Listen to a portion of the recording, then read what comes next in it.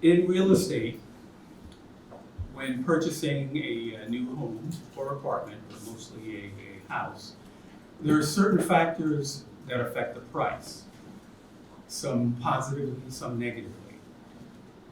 The negative issues that affect the price can be dealing with the actual neighborhood, location, the actual state of the place, whether it's in disrepair or so forth, and other intangible things. One of these intangible things is psychologically damaged property. And that's a term that was used for real estate properties in which there was an unfortunate event, usually a murder. Sometimes other things like drug use and so forth. But murder is a big part of it. People psychologically feel that there's a stain on it. And in that, it makes it harder for the realtors to sell these properties at market value. They usually have to go lower. Currently, the National Association of Realtors calls them stigmatized properties. And when selling these, the realtors are encouraged to let the prospective buyers know what happened in the property if there is an issue. Some states mandate that they do, but the Association of Realtors asks everyone to do it, just in case it leads to a lawsuit down the line. Now, one of the most infamous stigmatized properties in United States history, at least, is a house in a charming town called Amityville. Amity, as you know, means friendship. In this house in Amityville, in 1974, Ronald DeFeo, a heroin addict, killed his entire family as they slept. That was his parents, his sister, and 2 brothers. This left a major stain on the house and on the community. Amityville, was a nice small community, and now they're thrust into the spotlight because of this heinous act. So within a year, prospective buyers of the property, George and Kathy Lutz sealed the deal to buy it. George and Kathy Lutz put all of their money into this. It was a bargain. They were able to get it with everything they had. And they basically had nothing left once they bought it, but they figured they got the house just like anyone else does. That's your asset, and we'll continue to do better afterwards. Unfortunately for them, the heating system collapsed, and they couldn't afford to fix it. They also were less comfortable with the idea that these people were murdered in the house. They thought they could handle it a bit better. So these two factors, but more importantly, the fact that they couldn't handle the upkeep on the house, meant that they abandoned the property. Sometime later, the George Lutz, the father, the matriarch, met with Stephen Weber. Stephen Weber was the lawyer who handled Ronald DeFeo's case.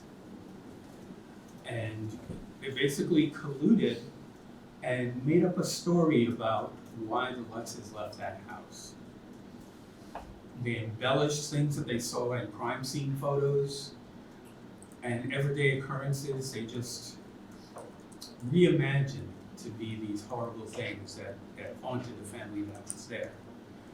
The lawyer, Stephen Weber, thought that maybe this would be able to get him a new trial for Ronald, which obviously didn't happen. Ronald DeFeo died in prison in 2021, so he had been in prison since arrested for the murders. By the way, if you want to turn Yes. that off for now, you can turn that off for now. Okay. No, I don't mind it. Okay, so- Actually, it's Okay, very yeah. atmospheric. Okay, Yes. okay, all right. Okay, continue. It's okay. So on the heels of this narrative that they brought up, the Lutzes wanted to legitimize it, which, would eventually help them monetize it. So they called up a paranormal expert, Stephen Kaplan. Stephen Kaplan has had a PhD in sociology and was a prominent paranormal investigator in the 70s. And he's basically was not cut from the same cloth as I consider as the current ones.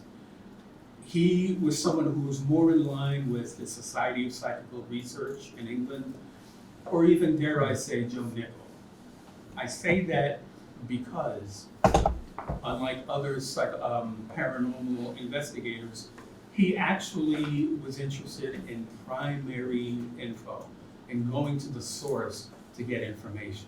He may have had a predisposition to believe in the paranormal, but he still looked for proof. So the point of that is the Lutzes asked him to investigate, and he told them specifically, I will do all I can to investigate what's going on. If it is a hoax, I will not hesitate to expose it.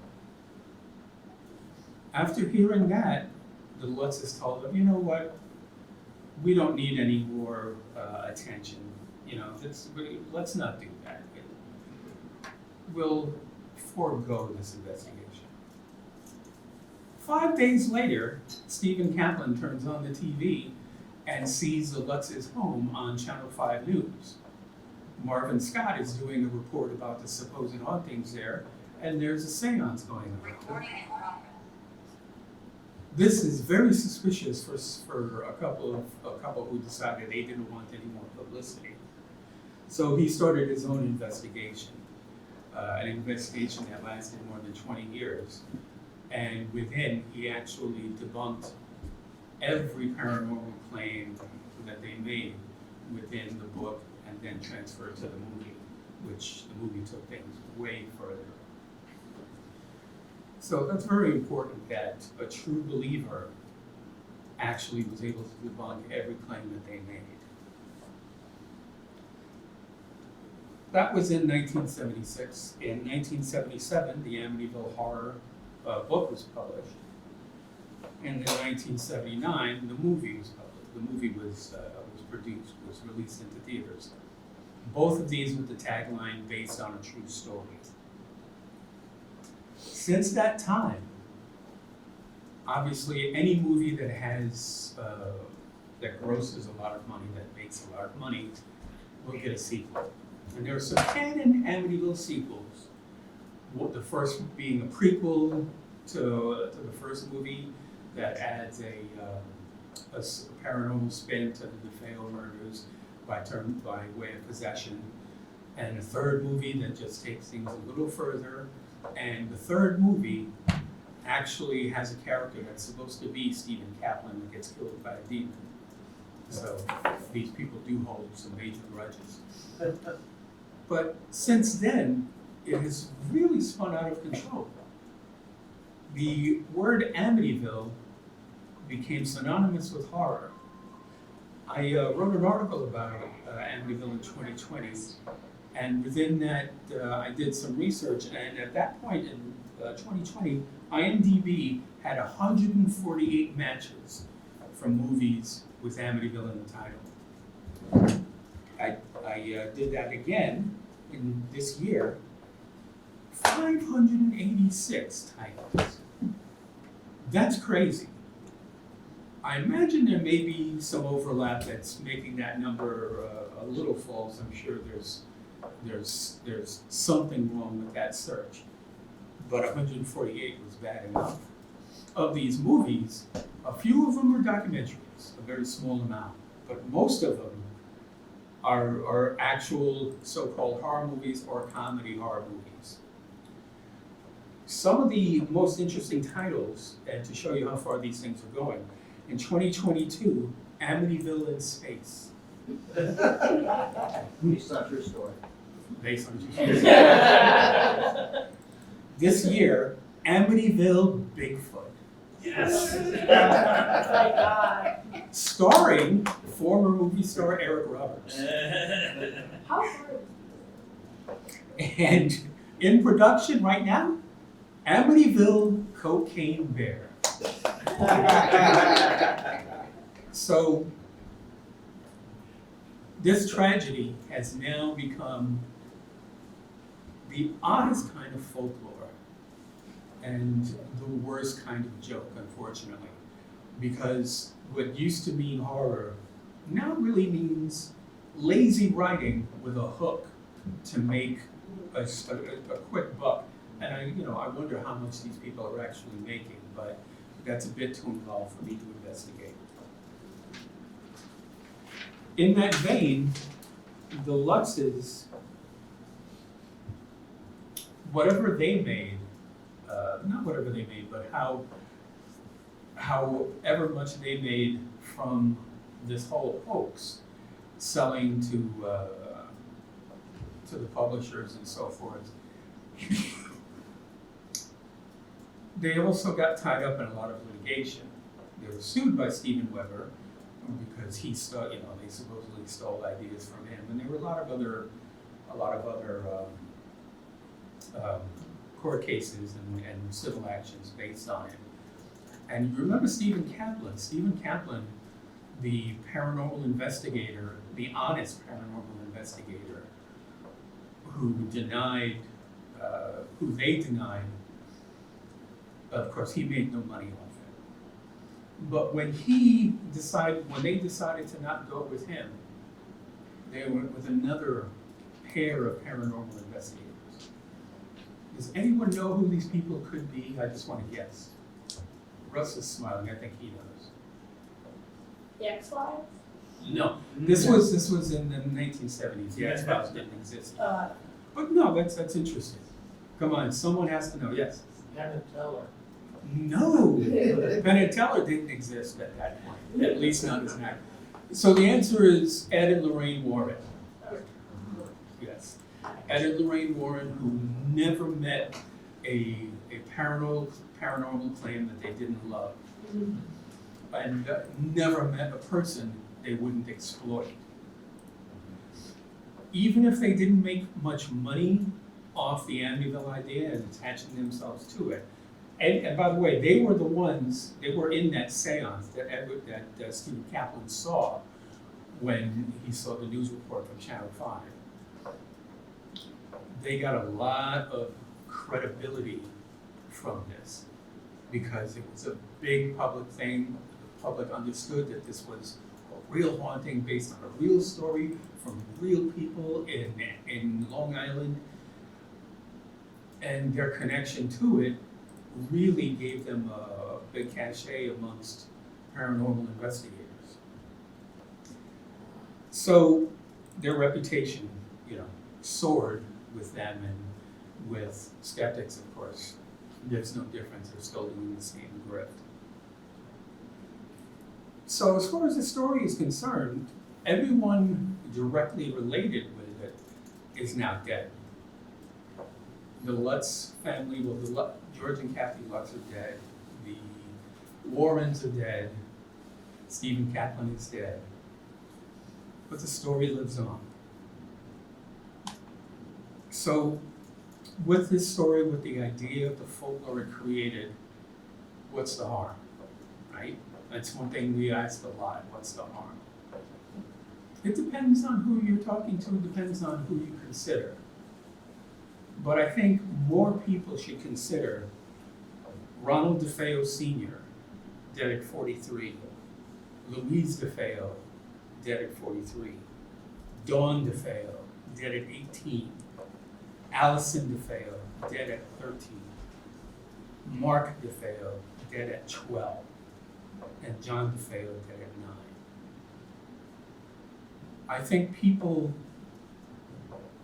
should at least consider that the story started with this actual horror.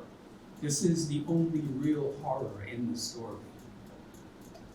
Now, these people will not, since they're gone, will not have to appreciate how far the story has gone. It's blue.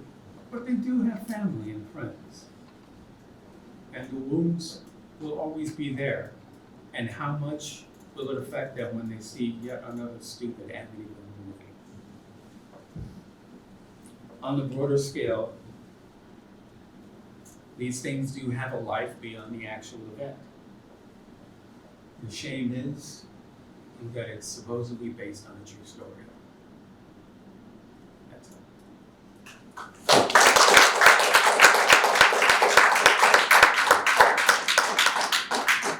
So, any questions?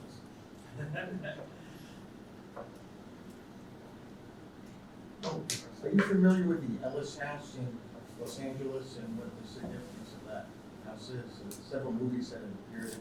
It's the one that was in the 56 movie, The House on Haunted Hill with Vincent Price, and then they used it again in The Rocketeer. It didn't have anything specifically occur in the house, but it was a legitimate modern home, very expensive home, had to be restored. Didn't you know anything about what I'm talking about? I'm not familiar with that, but I am familiar with House on Haunted Hill. It's a movie I enjoyed very If you've much. seen the original House on Haunted Hill, I think they Vincent made a remake Price. of it. They made a remake. Food and drink and ghosts. But that house was a fabulous prop and a very interesting home. Absolutely. There are several homes that are reused because of their value. And that, if it's the one used in that black and white movie, that is a Yes. beautiful home. Is that Ennis or Ellis? Was that Ennis or Ellis House? I didn't get the name. You said Ellis. Okay. E-L-L-I-S. So, yeah, I'm not familiar with any controversy with the home itself, but as a movie prop, it's fantastic. Let me get this in the back first. Yes. Well, did you know the history of the house? I guess with the Lutzes, they owned the house. Did they eventually, because of the movie and stuff, was the house more lucrative? Like, were they able to sell it, make more money off the property itself? More lucrative? I don't think so. And keep in mind, this is in the 70s that this happened. So they abandoned the house, which meant that the bank got it back. I think Barbara Carmody, I think it's the name of the person who bought it afterwards. It was still, I imagine, psychologically damaged. Now, this sale also would have been before the big brouhaha, before they published the book, of course, before the movie. So it wouldn't have been, the house itself wouldn't have been infamous in that regard. But there have been successive owners, and the owners of the house have had to deal with a lot of annoyance from looky-loos and people who think they have the right to go on their property because they want to see the demons. Which, by the way, is something that that Ed and Lorraine Warren are guilty of, letting people know where these houses are. The movie The Conjuring is based on one of their grifts in another home. And during lectures, they'd actually give up the address. And people would annoy me. It's unconscionable. It's just, anyway. Are there still tours of the site? And there are no tours of the site. So in other words, no one is making money from visiting Amityville? No, the town is very sensitive. I had a friend in Amityville, and she was a short walk from the railroad station. And hanging out one summer, I asked her to drive me by the house. The house itself, the owners, if you remember, or if you recall the way the house looked in the movie, there's a chimney with these Circular half-rounded windows. windows on each side that look like eyes. One of the owners of the house changed those windows so it doesn't look like it did in the movie, to discourage people from recognizing it. But when my friend drove me by, she was really nervous about not driving too slow, because she says when people drive really slow in front of the house, the police are quick to shoo them out of the way or even pull them over. So there were no tours. There's private people living there. They don't want to be bothered. But I'm sure there's some nosy paranormal groups that will try to sneak by. Maybe a van full of people who can't I don't know. That's what I'm imagining. Craig!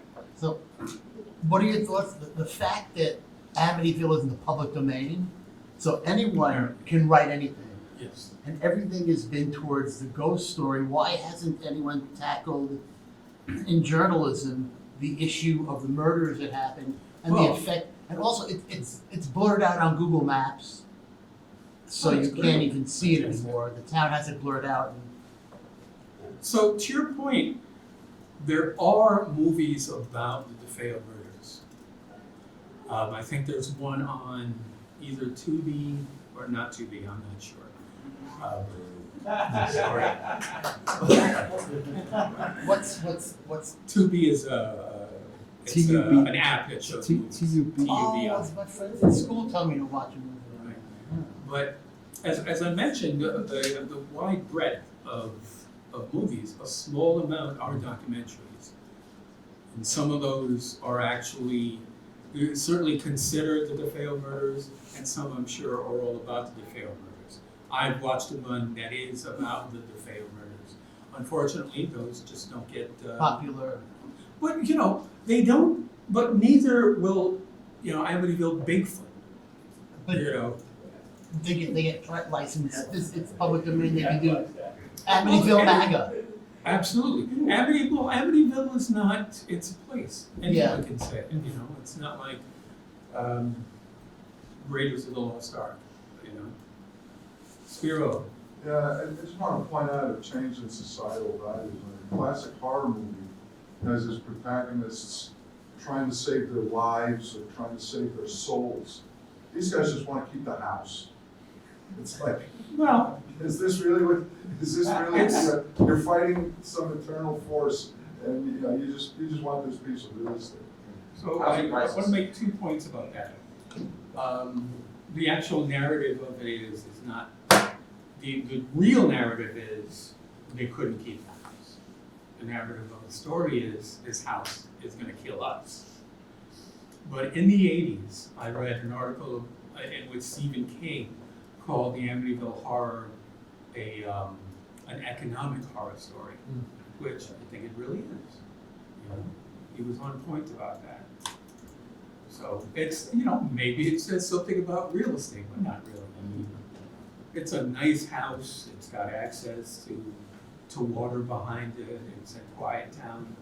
Worth risking your soul for. And actually, in that vein, if anyone remembers the Eddie Murphy routine, where he talks about the Amityville Horror, and he says that if it was him, if it was his family, he wouldn't stay. He talks, he says that, oh, this is great. The kids are playing in the yard. It's a great neighborhood. This is a beautiful house. Get out. Oh, too bad we can't stay. It's. I believe that actually inspired the Jordan Peele Yes. title. That was the exact inspiration for Get You Out. have told me Yeah, it's in the article I wrote for. It's, by the way, yes, most of this is covered in an article that I wrote for Adventures in Poor Taste, AIPT.com. that. I've got a slide. Oh, you got a slide? Yes, Jack. What is the Amityville Bigfoot? How do you do that? Well, we'll figure out when the movie is released. It's still in development, so who knows? It may stay in development hell, but considering how cheap it is to make movies, and that's another point of why there are so many. It'll be so cheap to make, they may just film it on their phone. There's we should do an Amityville SkeptiCamp. I would be all for that. We'll go to Amityville, we'll host a SkeptiCamp, and we'll get all these messages out that we have to get out. And maybe some people in the paranoia community, Hello, Freud. that we'll be tricked into being our audience members. The demons are coming for us. And when it's over, get out. Okay. One more from Russ. Well, I'm not supposed to go on to 11, so we got that. Yeah, we're early. We're ahead of schedule. For once ever. Yeah, a few things. So while you were bringing that up, I looked it up quickly. So if you believe Google's AI somebody bought the Amityville house in 2017 for $600,000. So if you know Long Island, that's actually kind of a steal. Yeah, So that's- I don't think they were. That's amazing. Water access? That's amazing, isn't it? Yeah. And, you know, like I said, the town itself, from what I've seen, is charming. Amity, as you know, means friendship. But aside from that, the thing is, you do pay the price, though. You're gonna get a cheaper house, but you're still gonna have to deal with harassment. And to your point, Craig, about being blurred like Google Street View, Oh, yeah. that's something that the homeowners have to request. So you can understand why. Exactly. If I bought the Amityville house, I would probably do the same. You know, when Stephen Kaplan wrote a book about Amityville, the Amityville Horror hoax, which is unfortunately out of print, excuse me, he referred to it by the address, but he changed the address. You know, he, unlike the Warrens, was a class act and very serious. Was it a completely fictitious address? Is there actually another house? You know, Amityville Gardens, it's a development of haunted houses. It could be And, it could be the address of the Isle of Lucy apartment, right? Yeah. That was a fake address. And to your point about the Warrens, it's funny because, well, we'll talk about people writing things later. But J.D. Sword, who talked at, if not last year's SkeptiCamp, the one before, he writes a lot of demonic, possessive, satanic, skeptical stuff for me. And he made me realize that, you know, the Conjuring movies, like there's this whole Conjuring, and again, like you said, these movies are incredibly cheap to make because it's like, a lot of them are like found footage sort of things, Yeah. and it's just like, you don't actually see anything happen, just stuff moves and whatever. But there's like a million of these different Conjuring movies in their own shared universe, basically. And they've turned Ed and Lorraine Warren basically into like paranormal superheroes. Yeah, Like, they're- they're like the Nick Fury of the, Right. of the Conjuring shared universe. And the So Conjuring, like we got this like whole generation of people who like have a very strange perception of who these people are. the Conjuring movies, the first one I really enjoyed as a horror movie because for a while horror movies I just thought weren't that good, and this was a throwback to when you know, when I enjoyed them more. But the saintly depiction of Ed and Lorraine Warren had left a bad taste in my mouth. The second Conjuring movie I tried to watch, but I couldn't get through. Because very early in the movie, they depict a talk show with the Warrens and with Stephen Kaplan. Stephen Kaplan, thank you, who's been dead for more than 20 years. And I know they're setting up to really talk crap about him, to basically misrepresent him. And you know, he wasn't a friend, I never knew him personally, but to be that petty in your deception, that's too much for me. I wouldn't be able to enjoy it. So I had to stop at the first Conjuring movie, not taking it any further. Great. How many, when did the idea of haunted houses first start in pop culture? Like, is there like an old 50s or 40s haunted house film, or when did that like explode? In Mesopotamia. No, seriously. No, yeah, that's- In where did that- Mesopotamia. In cuneiform. There's an understanding that, well, first of all, people with a house, and it's usually, you know, those with more money, of course. People were buried in the house, underneath the house. And those who were buried would sometimes haunt the living. So it's, as long as there have been abodes, I imagine there's been tales of haunting, because there's certainly tales of ghosts as long as history exists, as long as people died and been conscious of it. What's the name of that book? You reviewed it, I can't I remember. reviewed it. The First Ghosts is a book that I got that from, which is also reviewed on adventuresinpoortaste.com, AIPT. I think in some cultures, if someone dies in a dwelling, you burn the dwelling down afterwards. Well, that's I interesting. know that Australian Aborigines, they'd be in public housing, they'd be in apartments, and somebody would die. Like in Alice Springs, there's a lot of, there's a lot of really down and out Aboriginals. So they've usually been banished from their tribes, and they're alcoholic and they're living on welfare, and they live in public assistance housing, and if somebody died in the housing, they would just burn it down, even though there's apartments next to it, and they wound up putting them in concrete blocks so they wouldn't burn. Well, that's interesting because in Western culture, there's a lot of evidence in Victorian times and before. Most people died at home. Yeah. And you know, you have mental mores of people propped up in chairs, and you take pictures of the dead relative at home. So the idea of a psychologically damaged property certainly didn't matter. It certainly didn't exist. Someone died in the home, yeah, of course. Grandpa died in that bed you're sleeping in. You know, Yeah. it's a shame because to me it shows how much more superstitious we've gotten. Yeah. There's a movie, Smoke Signals, about American Indians. That's a great movie. And well, if you remember, this one guy dies in his trailer. Yes. He lived in a trailer and he died, and his girlfriend shows up and finds him dead, and then they have the coroner come and take him away. But she comes back and burns down the trailer, and I don't know if that's their way or.